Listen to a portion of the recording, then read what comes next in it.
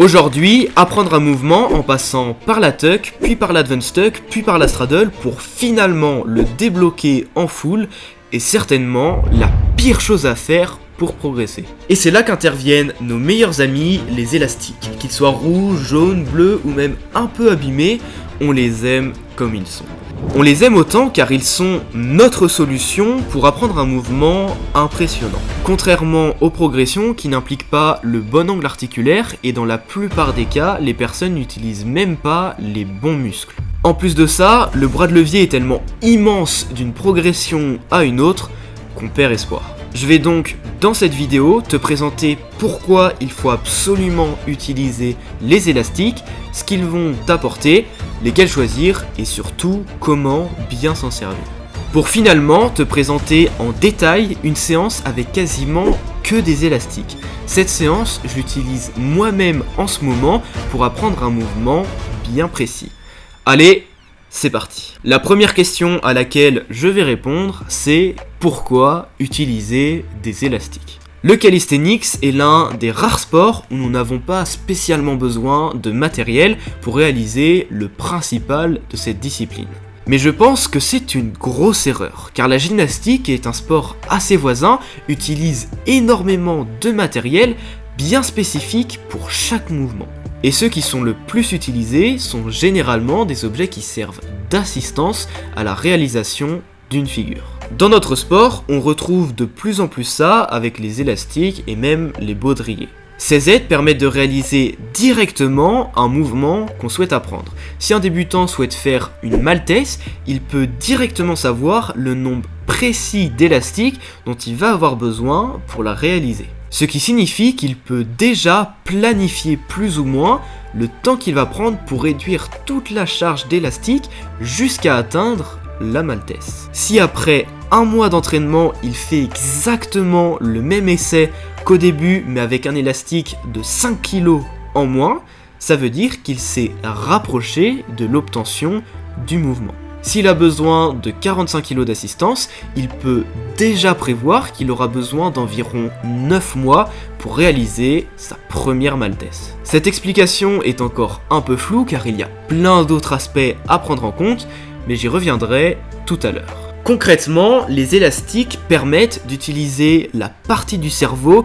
la plus importante en calisthenics lors de l'apprentissage d'un mouvement. Cette zone, c'est tout simplement la mémoire motrice. Elle permet l'apprentissage et la mémorisation de tous les types de mouvements, et surtout ceux impliquant les muscles, les tendons, les articulations et les réflexes. Une autre zone assez similaire est activée, c'est la mémoire musculaire. C'est tout simplement la capacité du système musculaire à mémoriser des mouvements spécifiques grâce à la répétition.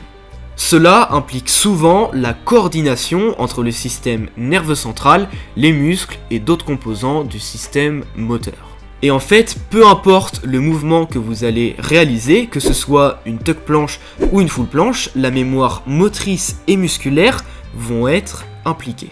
Le problème, c'est que si vous réalisez une tuck planche, comme j'expliquais au début de la vidéo, l'angle articulaire et le bras de levier ne seront pas du tout les mêmes que sur une full planche. Ce qui veut dire que vous envoyez des mauvaises informations à votre mémoire motrice. En plus de ça, en tuck ou en advance planche, vous n'allez pas recruter tous les muscles nécessaires pour réaliser une full planche. Et je parle même pas de ceux qui réalisent une tuck et une advance avec les mauvaises activations, car là, les muscles utilisés ne sont pas du tout les bons. Au passage, pour les personnes qui me suivent depuis pas mal de temps, j'ai souvent parlé d'activation sur un mouvement. J'entendais par là d'utiliser les bons groupes musculaires. Mais pour être plus exact, l'activation est un terme qui n'a absolument aucun sens. Car on ne peut pas activer un muscle. La seule chose qu'il puisse faire, c'est soit se contracter, soit être relâché. Et si on entend activation pour signifier préparation d'un muscle, là non plus ça n'a aucun sens car là on parle clairement de la chose la plus basique qui est l'échauffement. Je tenais à faire cette parenthèse et le terme plus exact serait donc d'engager les bons groupes musculaires. Bref, un autre avantage des élastiques, c'est qu'ils vont tout simplement vous permettre de progresser. Oui, bah merci, ça on avait compris. Ce que je veux dire, c'est que si votre entraînement consiste, comme on l'entend dans certaines vidéos, à faire 30 secondes de tuck planche, puis de l'advance, puis de la straddle, etc., vous n'allez jamais progresser. Puisqu'en réalisant un mouvement au-delà de 9 à 10 secondes de hold, vous allez plus travailler l'endurance musculaire plutôt que la force nerveuse. Or, ce qu'on veut pour passer à une autre progression, c'est de la force, et pas de l'endurance. Encore une fois, je tiens à mettre une parenthèse sur ça, car dans cette vidéo, je vous présente vraiment les points positifs des élastiques. Mais une chose qu'il faut vraiment garder en tête, c'est qu'il existe différents profils d'athlètes, et certaines personnes réagissent bien mieux au nerveux et d'autres bien mieux à l'endurance. C'est pour ça que les personnes qui vont venir t'expliquer qu'ils ont trouvé la méthode parfaite pour que tout le monde progresse, sont des vendeurs de rêves. On retrouve très souvent ça chez les personnes qui progressent très rapidement. Ils ne se rendent pas compte qu'ils ont trouvé la méthode qui fonctionne pour eux, mais lorsqu'ils disent aux autres de faire pareil, ça ne marche malheureusement pas. Et d'ailleurs, je vais bientôt faire une vidéo sur les différentes séances qui existent en calisthenics et savoir lesquelles fonctionneront le mieux sur vous. Donc si tu veux pas la rater, abonne-toi. Finalement, travailler avec des élastiques permet aussi d'avoir une meilleure coordination, précision et fluidité dans les mouvements, et ce qui permet d'avoir une bien meilleure exécution des figures. Maintenant, on arrive à la phase la plus importante puisque je vais t'expliquer quels sont les élastiques à utiliser. Cette étape est très importante puisque tu vas avoir besoin d'élastiques très précis pour réaliser un mouvement. La méthode d'entraînement que je vais te présenter juste après, je l'ai appelée la 5 step. Et je vais t'expliquer pourquoi. L'élastique dont tu vas absolument avoir besoin, c'est le petit élastique bleu de 5 kg qu'on retrouve chez Decathlon. D'où le 5 dans 5 Step. Je vais t'expliquer juste après pourquoi cet élastique est le cœur même de cette séance. Ensuite, j'ai malheureusement trop d'affaires de Gore Nation car ce sont des vieux, mais je vous conseille de tout acheter chez Decathlon. Le mieux, c'est de prendre 2 petits bleus de 5 kg, même 3 s'il y en a un qui casse, un vert de 15 kg et un jaune de 25 kg. Je vous mets tous les liens dans la description. Juste avant de vous montrer la séance, je vais vous expliquer comment les utiliser parce qu'il y a des petites choses qu'il faut avoir en tête. La première chose, c'est qu'il faut toujours faire ces exercices sur la même barre. Parce qu'en fait, si la hauteur est différente, ça va être beaucoup plus simple ou beaucoup plus dur en fonction de la hauteur. Plus ça va être haut, plus ça va être facile. Parce que plus les élastiques seront tendus et donc plus ils vont vous assister, plus ils auront de résistance. Et pareil au niveau des paras. Là vous ne les voyez pas, mais les paras, faut toujours prendre les mêmes pour qu'elles aient la même hauteur. Si vous prenez des paras plus basses, pareil, l'élastique il va descendre plus bas et donc ça va plus vous aider. Et malheureusement, même si vous avez un tout petit décalage, ça va pas du tout vous aider pour mesurer votre progression. Parce que vous allez le voir juste après, chaque kilo est très important. Vous m'excuserez pour la planche, il fait froid, je suis pas échauffé, je garde mes chaussures. Donc pour la planche, c'est assez simple. Vous avez juste besoin de prendre vos paras, vous tirez sur les élastiques, vous les placez au niveau de votre bassin, toujours sur votre point de gravité, c'est plus important. Et globalement, bon, je sais pas si je fais une planche, surtout que le truc n'est pas stable, mais une fois que vous êtes là, vous vous avancez et vous faites votre planche. Et vous allez voir en front lever, c'est exactement la même chose. Donc front lever, c'est pareil, toujours prendre une barre haute, jamais mettre les élastiques ici, parce qu'en fait la résistance va beaucoup trop varier entre quand vous êtes ici et quand vous êtes ici. Forcément, si les élastiques sont là, ça va pas du tout vous aider. Alors que s'ils descendent jusqu'ici, ça va vous aider. Alors qu'ici, peu importe qu'ils soient là ou là, ça va forcément vous aider un peu. Même si ce sera forcément plus simple ici, ça vous aidera quand même ici, par exemple, pour faire un touch ou pour travailler les pull-ups. Donc pareil, vous tirez dessus, vous les mettez sur votre centre de gravité et vous faites le front. Nickel. Bon, maintenant le dernier truc à savoir, c'est de mesurer tout simplement la résistance des élastiques. Comme ça, vous aurez une valeur à peu près pour être sûr de savoir à combien vous êtes. C'est pas forcément obligatoire, vu que vous n'avez pas besoin d'avoir un chiffre précis. Vous savez inconsciemment que cet élastique-là vous aide de à peu près tel kilo, mais ça peut toujours être intéressant de savoir si votre élastique casse ou si vous avez besoin d'utiliser un autre élastique. Donc pour ça, le mieux, c'est de prendre des poids et tout simplement de les mettre à l'élastique. Donc prenez un seul élastique, sinon vous ne pourrez pas bien mesurer. Nickel. Et tout simplement vous regardez quand est-ce que l'élastique va soulever le poids. Donc là, le poids c'est 6 kg à peu près. Et vous voyez que, bon, j'aide un tout petit peu pour pas qu'il tombe, mais là vous voyez que le poids il est largement soulevé. Donc moi quand j'étais en planche j'étais même beaucoup plus bas, donc ça va soulever plus que 6 kg, et en front pareil, j'étais beaucoup plus bas. Mais globalement il aide à ce niveau ici, donc si je réalise un mouvement et l'élastique ne va pas plus bas qu'ici, bah en fait il va m'aider de 6 kg. Donc maintenant je vais prendre un poids de 8 kg pour voir de combien il m'aide. Donc pareil, j'aide un petit peu, et là vous voyez il va beaucoup plus bas. Parce que forcément c'est plus lourd. Donc là, si je dis pas de conneries, ouais c'est ça, c'est 8 kg. Donc vous voyez ici c'est à peu près l'élastique qui m'a aidé quand j'ai fait ma planche. Si on compte pas les 2 petits bleus que j'ai pris. Et pour faire le front lever c'était même un petit peu plus bas, donc ce serait peut-être plus que 8 kg, ce serait peut-être même 10 kg. Mais globalement, pour une planche, l'élastique jaune du coup m'aide de 8 kg. Ce qui n'est pas forcément énorme, mais c'est quand même une bonne aide pour être capable de soulever un poids comme ça en entier. Voilà, comme ça c'est des valeurs chiffrées, et vous savez à peu près combien ça vous aide. Et c'est aussi intéressant parce que comme ça vous allez savoir si vous avez différents élastiques, de combien en fait vous vous délestez et combien un élastique vous aide par rapport à un autre. Par exemple là si on met le petit élastique bleu et qu'on met le poids de 6 kg, bon je vais pas le lâcher parce que là vous voyez que ça aide pas du tout et qu'il va complètement déchirer l'élastique bleu. Donc l'élastique bleu il est largement moins de 6 kg. Bon j'ai pas emmené de poids, mais globalement si je pouvais les enlever je pense que ce sera à peu près 3 kg qui l'aiderait à ce niveau-là pour faire une planche. Et vous allez voir que c'est quand même assez important parce que pour la séance, c'est quand même intéressant de savoir de quel kilo précisément chacun des élastiques nous aide. Comme ça, dès qu'on va en enlever un, on va savoir à peu près combien les autres élastiques nous aident et combien on a réussi à enlever précisément et quelle est notre marge de progression. Parce que si on enlève un élastique jaune classique, ça va pas être le même que si on enlève un élastique bleu. Et si on enlève un élastique jaune avec un double tour autour de la barre, pareil, il y aura une plus grosse résistance que si c'est un élastique jaune avec un simple tour. Et donc ça va vraiment nous permettre de mesurer avec des chiffres notre progression sur le long terme. Donc c'est quand même assez utile de le savoir. Maintenant que tu as vu les erreurs à éviter et comment bien placer l'élastique sur une planche et un front lever, je vais te présenter la séance. Comme pour toute séance bien structurée, il faut commencer par établir un objectif. Ici, on va se fixer un front lever de 5 secondes de hold.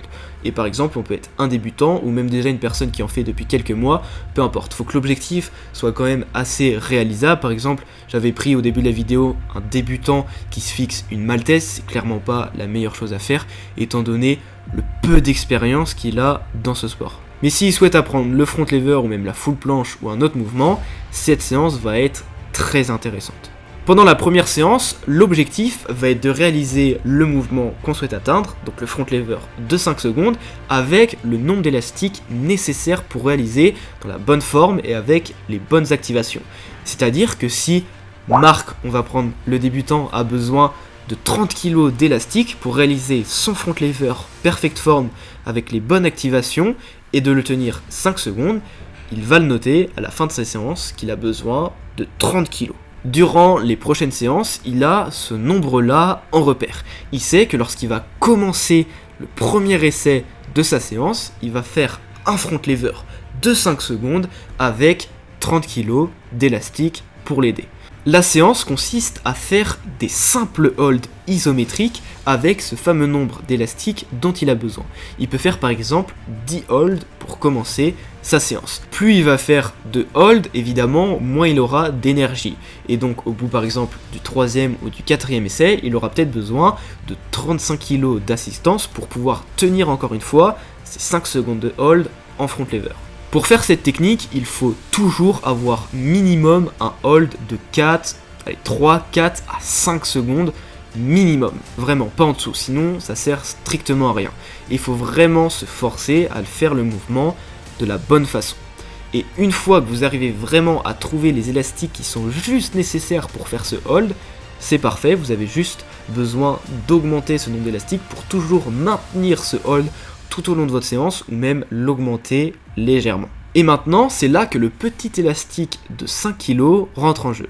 La méthode s'appelait 5 Step et tout simplement 5 pour 5 kg et Step pour les différentes étapes. Car en fait, votre séance et votre progression va se mesurer selon différentes étapes. Et ces étapes, on va les mesurer avec ce petit élastique bleu de 5 kg. Et encore, c'est marqué 5, mais je pense que c'est même un petit peu moins. Car cet élastique est le plus petit que vous pouvez trouver. Bon, vous pouvez peut-être en trouver encore des plus petits, mais ce sera inutile, ce sera pas assez conséquent pour vraiment mesurer une progression. Et en fait, avec ces élastiques-là, de séance en séance, vous allez rechercher à les diminuer. Vous n'allez pas, d'une séance à une autre, passer d'un élastique de 15 kg à rien, alors qu'il est tout à fait possible de passer d'un élastique de 3 à 4 kg à 5 kg à rien d'une séance à l'autre. Et là, vous pourrez mesurer votre progression. Pour preuve, lorsque vous réalisez un mouvement avec uniquement cet élastique de 5 kg, si vous le tenez justement 4-5 secondes avec la bonne forme et les bonnes activations, vous pouvez enlever l'élastique et c'est sûr que vous arriverez quasiment à faire le mouvement sans l'élastique. C'est vraiment l'élastique du mental, comme on l'appelle dans le milieu. Donc au fil de vos séances, ça peut durer 1 semaine, 2 semaines, selon la fréquence que vous entraînez. L'objectif sera de retirer ce petit élastique bleu de 5 kg pour mesurer votre progression. Comme je l'ai expliqué au début de la vidéo, si vous avez besoin de 30 kg en élastique pour faire cette séance, peut-être qu'au bout de 2 mois, vous aurez besoin uniquement de 20 kg pour faire le même hold de 5 secondes en front lever. Et ça, vous l'aurez mesuré avec ce petit élastique. Vous n'allez pas enlever 10 kg en 2 mois, mais vous allez enlever 3-4 kg petit à petit, semaine après semaine. Cette technique est parfaite car comme vous le voyez, la progression peut paraître plutôt petite, mais au moins on peut la mesurer. Elle est quantifiable et donc on va avoir une donnée, un temps où on sait qu'à un certain moment on se retrouvera plus qu'à certains élastiques, à une certaine résistance d'obtenir cette figure. Et c'est clairement une des meilleures méthodes sur le long terme pour vous assurer de débloquer un mouvement. Comme vous l'aurez compris, le petit élastique bleu de 5 kg va vraiment vous servir de repère de progression. Il est cependant essentiel d'être patient et de prendre le temps de diminuer petit à petit la charge d'élastique, sans dégrader, ou du moins le moins possible, la forme et le hold sur les mouvements. Il faut savoir qu'après cette séance, donc après avoir fait vos 10 holds en front lever, vous pouvez rajouter des exercices ou faire une autre méthode d'entraînement. C'est très important de tester plusieurs choses et juste 10 holds, c'est loin de faire une séance en entier. En plus de ça, vous pouvez même utiliser cette séance en fin d'entraînement et faire du volume au début. C'est bien plus intéressant plutôt que de se buter à faire des max reps à la fin. Faire quelques combos ou travailler des mouvements techniques comme des presses, des négatives ou des push-ups en fin de séance peut être également très bénéfique. Et vous pourrez aussi en fin de séance jouer avec cet élastique de 5 kg pour savoir si à la fin de votre séance vous arrivez quand même à progresser. De toute façon, peu importe comment vous utilisez les élastiques, il faudra toujours comme repère de progression utiliser ce petit élastique bleu. Il est vraiment super important. En plus de ça, si vous êtes une personne qui progresse en faisant beaucoup de volume, comme moi, utiliser les élastiques en fin de séance peut être super intéressant. Ou même faire cette méthode les jours où vous êtes plus fatigué. Ça peut également être très intéressant. Tout simplement car lorsqu'on fait du volume, on dégrade généralement la forme du mouvement pour pouvoir faire plus de reps. Et justement, utiliser ces élastiques et cette méthode en fin de séance va vous permettre de garder en tête la bonne exécution et la bonne forme du mouvement. Je vous remercie d'avoir regardé cette vidéo en entier. Si vous voulez connaître les limites de votre génétique, je vous laisse regarder la vidéo juste ici. Et sur ce, Davai!